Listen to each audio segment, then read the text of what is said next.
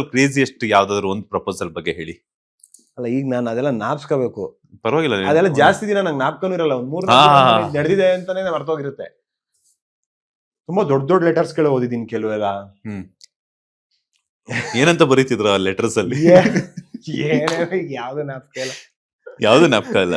ಈಗ ಆಲ್ರೆಡಿ ನನಗೆ ಆ ವಯಸ್ಸೇ ಮೀರೋಗಿದೆ ಅಂತ ಅನಿಸ್ತದೆ.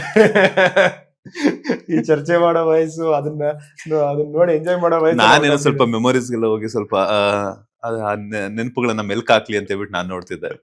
ಈಗ ಅದೆಲ್ಲ ನಾಪ್ಸ್ಕೋಬೇಕಷ್ಟೇ. ಆತರ ಕೇಳಿರೋದು ಉಂಟು, ಅಪ್ರೋಚ್ ಮಾಡಿ. ಹೋಗ್ಲಿ, ಈಗ ಕೇಳಿದ್ರಲ್ಲ, ಆ ಕೇಳಿರೋಂತದ್ರಲ್ಲಿ ಯಾರ್ದಾದ್ರು ಒಬ್ಬರ ಹೆಸರು ಗೊತ್ತಾ? ಅಪ್ಪ ನೀವ್ ಸುಮ್ನಿರಿ, ಯಾಕೆ?